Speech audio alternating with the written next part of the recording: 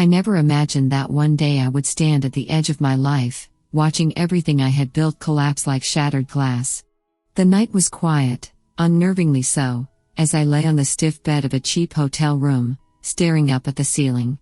The silence was deafening, punctuated only by the occasional hum of passing cars outside. My thoughts raced back to the beginning, to the moment when everything started to fall apart.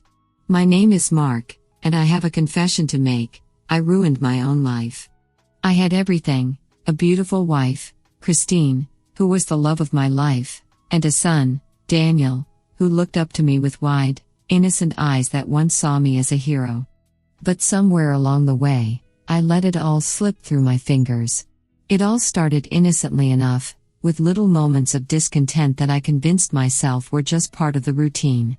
Christine and I had been married for 16 years. She was a wonderful mother, dedicated to raising Daniel and ensuring that our household ran smoothly. But as the years went by, the spark between us began to fade. Our conversations became more about bills and schedules than dreams and love. I started to feel like a ghost in my own home, unseen, unheard, unimportant. That's when I met Katie.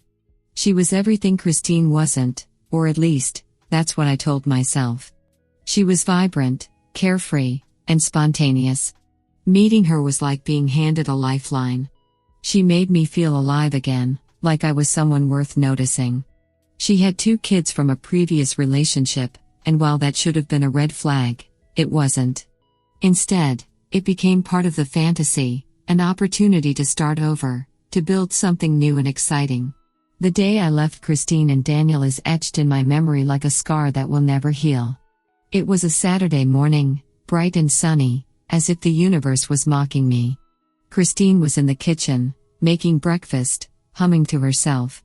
Daniel sat at the table, flipping through his comic books, his legs swinging under his chair, completely oblivious to the storm that was about to hit. "Mark, can you get the milk from the fridge?" Christine asked, her voice warm and familiar. I hesitated, standing in the doorway, feeling the weight of what I was about to do. The words I had rehearsed in my head felt heavy, stuck in my throat. But I knew there was no turning back.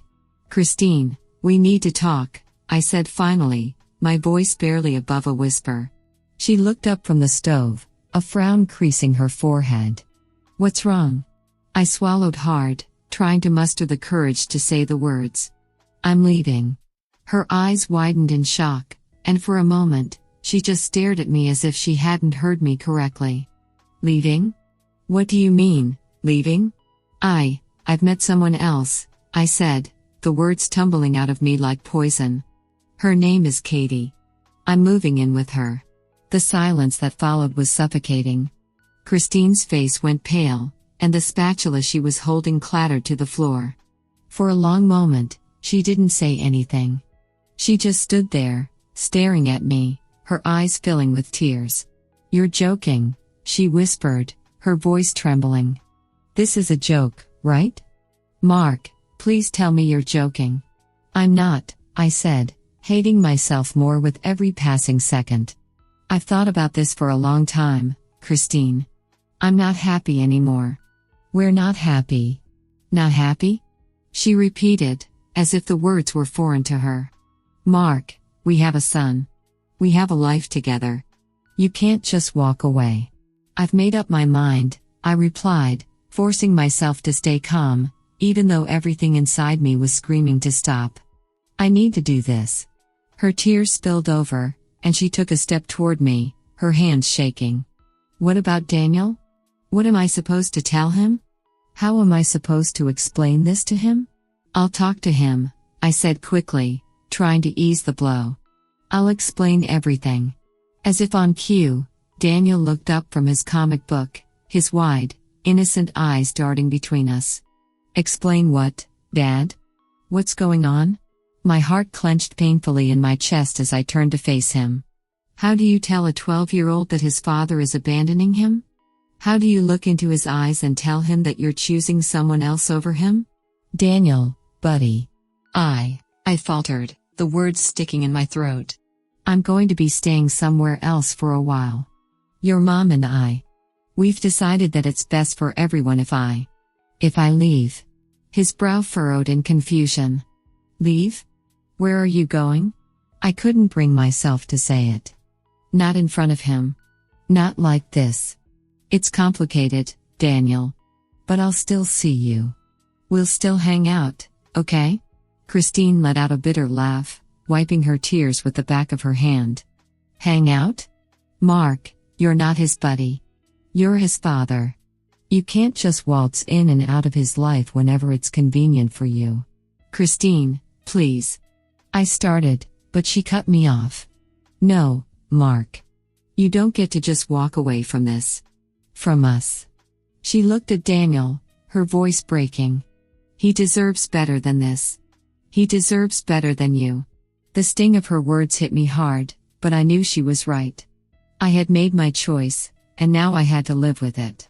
Without another word, I grabbed my bag from the hallway and walked out the door, leaving behind the life I had once known. The sound of Daniel's voice calling after me, pleading with me to stay, would haunt me for years to come. As I drove to Katie's house that day, my heart heavy with guilt, I told myself that I was doing the right thing. That I deserved to be happy, even if it meant tearing my family apart. But deep down, I knew the truth. I had shattered everything that mattered most to me, and there was no going back. That night, as I lay in bed next to Katie, staring at the ceiling, I couldn't shake the feeling that I had made the biggest mistake of my life. But it was too late. The glass had already shattered, and I had no idea how to pick up the pieces. It's strange how quickly life can change. One day, you're the center of your son's world, and the next, you're a distant memory, replaced by someone else. The days that followed my decision to leave Christine and Daniel were filled with a mix of excitement and dread. I had convinced myself that Katie and her children were the fresh start I needed, a new family, a new beginning. But deep down, a gnawing sense of guilt lingered like a shadow I couldn't shake. Katie's home was nothing like the one I had shared with Christine. Her small 2-bedroom apartment was cramped, cluttered with toys, and always seemed to echo with the sounds of her children arguing or crying. Yet, in those early days, I found myself trying to fit in, trying to convince myself that this was the life I wanted. Katie welcomed me with open arms. Her kids, Trevor and Lily, were young, both under 10, and they quickly warmed up to me. Trevor, in particular, seemed to crave my attention, latching onto me as if I were the father he'd always wanted. It felt good to be needed again, to have someone look up to me with admiration. But every time I saw Trevor's eager eyes, I couldn't help but think of Daniel, the son I had left behind. One evening, about a month after I moved in, I came home from work to find Katie sitting on the couch, her legs curled up beneath her. She looked up as I entered, a bright smile on her face. "Hey, honey. How was your day?" she asked, her voice dripping with warmth. "It was fine," I replied, forcing a smile as I shrugged off my coat. "Busy, you know?" Katie patted the spot next to her on the couch. "Come sit." I ordered pizza for dinner. Thought it might be nice to relax a bit. I hesitated for a moment, feeling the weight of the day pressing down on me. Finally, I sat down beside her, trying to push away the thoughts of Christine and Daniel that seemed to haunt me whenever I had a quiet moment. Katie rested her head on my shoulder, her fingers tracing circles on my arm. "You've been distant lately. Is everything okay?" I sighed, rubbing my temples. "Yeah. I guess. It's been a lot to process, you know? Leaving Christine, moving in here. It's not easy." Her voice softened as she shifted to look at me. "Mark, I know this hasn't been easy. But you made the right choice. You're happier now, aren't you?" I wanted to say yes. I wanted to believe that this was the happiness I had been searching for. But the words stuck in my throat. Instead, I just nodded. Katie frowned, sensing my hesitation. "You don't regret it, do you? Leaving them?" There it was, the question I had been avoiding, the question that gnawed at me every night when I lay awake, staring at the ceiling. I don't know," I admitted, my voice barely a whisper. "I didn't think it would be this hard." Katie's expression tightened, a flicker of insecurity crossing her features. But you love me, right? You love us? I looked at her, at the woman I had left everything for, and nodded. Of course I do. It's just, I miss Daniel, Katie. He's my son. She sighed, her fingers pausing their movement on my arm. Mark, you can't have it both ways. You chose to be here with me, with us. And I appreciate that, I do. But you can't keep looking back. It's not fair to any of us. I nodded, knowing she was right but feeling the weight of my decision pressing down on me like a ton of bricks. I had made my choice, and now I had to live with it. But that didn't make the guilt any easier to bear. The real price of abandonment hit me like a sledgehammer one weekend afternoon. Katie and I had taken Trevor and Lily to the park, a small attempt to play the role of the happy, blended family. The kids were running around, laughing as they chased each other, while Katie and I sat on a bench, watching them. Just as I was beginning to relax, I spotted Daniel. He was sitting alone on a nearby swing, his shoulders hunched, his eyes downcast. My heart skipped a beat. What was he doing here? Did Christine bring him? But as I scanned the park, I realized she was nowhere in sight. Daniel was alone. Without thinking, I stood up and began walking toward him. Katie noticed and grabbed my arm. Mark, where are you going? She asked, her voice laced with concern. It's Daniel, I said quietly, not taking my eyes off him. I need to talk to him. Katie's expression darkened. Mark, we've talked about this. You can't just jump in and out of his life whenever it suits you. I'm not, I insisted, shaking off her grip. I need to talk to him. Ignoring Katie's protests, I made my way over to the swing set. As I approached, Daniel looked up, his eyes widening in surprise when he saw me. Dad? His voice was small, hesitant. Hey, buddy, I said, trying to keep my tone light. What are you doing here by yourself? Daniel shrugged, avoiding my gaze. Mom had to work today. I didn't want to stay home. I nodded, awkwardly shuffling my feet. Mind if I sit with you for a bit? He didn't say anything, just scooted over to make room. I sat down beside him, the silence between us heavy and uncomfortable. For a long moment, neither of us spoke. I struggled to find the right words, but everything I thought to say seemed inadequate. Finally, Daniel broke the silence. Why did you leave us, Dad? The question hit me like a punch to the gut. I had expected it, dreaded it, but hearing it out loud was something else entirely. I stared at the ground, my hands clenched into fists. It's complicated, Daniel, I said, my voice strained. I wasn't happy. And I thought it was the best thing for everyone. The best thing? Daniel repeated, his voice thick with emotion. How is this the best thing? You're never around anymore. You don't even call. It's like you don't care about us. Daniel, that's not true, I said quickly, guilt gnawing at me. I do care. I don't know how to fix this.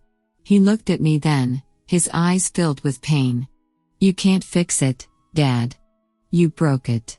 His words sliced through me like a knife, leaving me breathless. I wanted to reach out, to hug him, to tell him that I was sorry, that I never meant to hurt him. But I knew that no words could undo the damage I had caused. I'm sorry, I whispered, my voice barely audible. Daniel shook his head, his eyes brimming with tears. Sorry isn't enough. And with that, he stood up and walked away, leaving me sitting on that swing, staring after him as my world crumbled around me once again. The price of abandonment had finally come due, and I knew that I would be paying it for the rest of my life. Years passed like a blur. Time didn't heal all wounds, as they say, but it did dull them. After my disastrous encounter with Daniel at the park, I tried to bury myself in my new life with Katie, Trevor, and Lily. But every time I saw Trevor playing with his friends or Lily showing me her latest drawing, I couldn't help but think of Daniel, my son, my real son, who I had pushed away. I thought about reaching out to him many times, but each time, The fear of rejection stopped me. I had broken his heart. I had broken our bond. And I didn't know if there was any way to repair it. Katie had been supportive in her own way. We didn't talk much about Daniel or Christine anymore, but the subject lingered unspoken between us, a heavy weight that neither of us wanted to address. We had built a life together, and for the most part, it was a good one.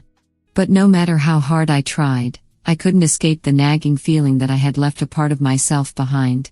And then, one evening, everything changed. It was a warm summer night, and we were sitting down for dinner. The kids were chatting excitedly about their day at school, while Katie served up plates of spaghetti. I tried to join in the conversation, but my mind was elsewhere, once again, thinking of Daniel. I hadn't seen him in years. He would be a teenager now, almost an adult. What was he like? Had he forgiven me? Or had he moved on, forgotten about me completely? Just as I was lost in thought, the doorbell rang. We all froze, the sound unexpected. Katie gave me a puzzled look as I got up to answer the door. When I opened it, my heart nearly stopped. Standing on the doorstep was Christine. She looked older, more tired than I remembered, but still just as beautiful. Her eyes, however, were filled with a sadness that I knew all too well. "Christine?" I stammered, stunned. "What are you doing here?" She hesitated, glancing past me into the house before meeting my eyes again. "Mark. We need to talk. It's about Daniel." My stomach dropped. The last time I had seen Christine, it had been during the divorce proceedings, cold, formal, with lawyers mediating every word. We hadn't spoken since. I stepped aside, motioning for her to come in. Katie appeared in the hallway, concern etched on her face. "Who is it, Mark?" "It's Christine," I said quietly, glancing back at her. "She needs to talk." Katie nodded, understanding, and took Trevor and Lily upstairs, giving us the space we needed. Christine and I sat down at the kitchen table, the tension between us thick and uncomfortable. She folded her hands in her lap, taking a deep breath before she spoke. "Mark. Daniel's in trouble," she said, her voice trembling slightly. "He's been struggling. He's angry, hurt. And he's been acting out." My heart clenched. I had known that leaving would hurt him, but I hadn't realized just how deeply. "What do you mean, struggling?" I asked, my voice strained. Christine looked away, her eyes filling with tears. "He's been getting into fights at school, skipping classes. He's hanging out with the wrong crowd. I've tried everything, Mark, but he's just so angry all the time. And I can't reach him." I felt a lump forming in my throat. "What? What do you want me to do?" She finally looked at me, her eyes pleading. "He needs his father, Mark. He needs you. I know you've built a new life, and I know I have no right to ask this of you, but Daniel needs you to step up. He needs you to be there for him. Please. Come talk to him." For a moment, I was paralyzed.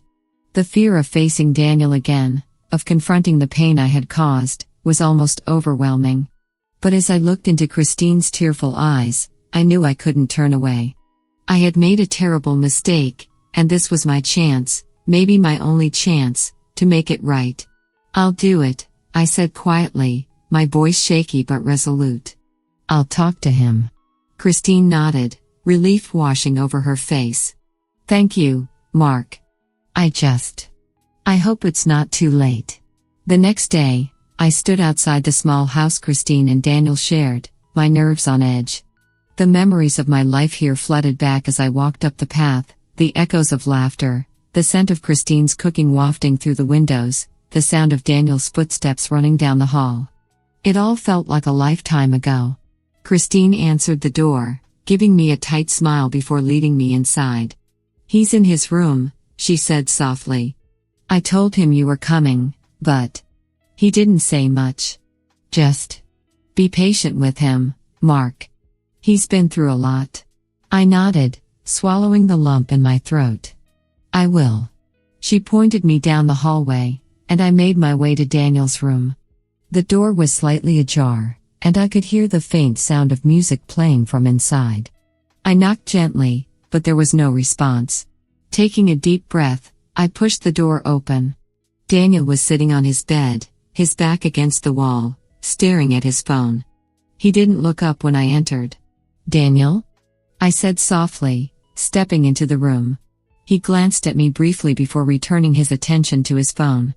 "What do you want?" His voice was cold, distant. I swallowed hard, trying to find the right words. I came to talk. Your mom. She told me you've been going through a rough time." Daniel snorted, finally looking up at me with a hardened expression. "So now you care? After all this time?" I winced at the bitterness in his voice. "Daniel, I know I've made mistakes. I know I hurt you, and I'm so sorry for that. I want to make things right. If you'll let me." He stared at me for a long moment, his eyes searching mine. "Make things right? How? You think you can just walk back into my life after all these years and everything will be fine? It doesn't work that way, Dad." "I know it doesn't," I said quietly, feeling the weight of his words. "But I'm here now. And I want to be here for you, if you'll give me the chance." Daniel's jaw clenched, and for a moment, I thought he might throw me out. But then, to my surprise, his expression softened just a fraction. "You really messed up, you know that?" "I do," I admitted. "And I'm so sorry." He looked down at his hands, his voice barely above a whisper. "You left me. You left Mom. You were supposed to be there for us, and you weren't. I needed you, Dad." The pain in his voice was like a knife to my heart. "I know, Daniel. And I'll never be able to undo that. But I'm here now, and I'm not going anywhere. I want to help you, if you'll let me." There was a long silence as Daniel wrestled with his emotions. Finally, he nodded, though his expression remained guarded. "I don't know if I can forgive you. Not yet. But maybe we can try." It wasn't much, but it was a start. And that was all I could hope for. Over the next few months, I spent as much time with Daniel as I could. It wasn't easy. The years of resentment and hurt didn't just disappear overnight. But slowly, little by little, we began to rebuild our relationship. We talked about everything, the mistakes I had made, the anger he had felt, and the long road ahead. One evening, as we sat on the porch of Christine's house, Daniel finally asked the question that had been hanging between us for so long. "Dad, why did you leave us? Really? I need to know." I sighed, looking out at the fading sunset. "I thought I was doing the right thing, Daniel. I thought I wasn't good enough for your mom anymore, that I wasn't making her happy. And I convinced myself that leaving was the best thing for everyone. But I was wrong. So wrong." Daniel nodded, absorbing my words. Do you regret it?" I turned to him, my eyes filled with sincerity. "Every single day. If I could go back and change it, I would. But all I can do now is try to be the father you deserve." For the first time in a long time, Daniel smiled, a small, hesitant smile, but a smile nonetheless. I think we can work on that."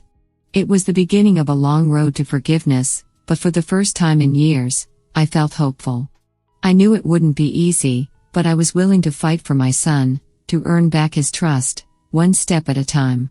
And as we sat there, side by side, watching the sun dip below the horizon, I realized that maybe, just maybe, there was a chance for redemption after all. If you liked this story, please subscribe, like, click the bell, and leave a comment. Thank you in advance.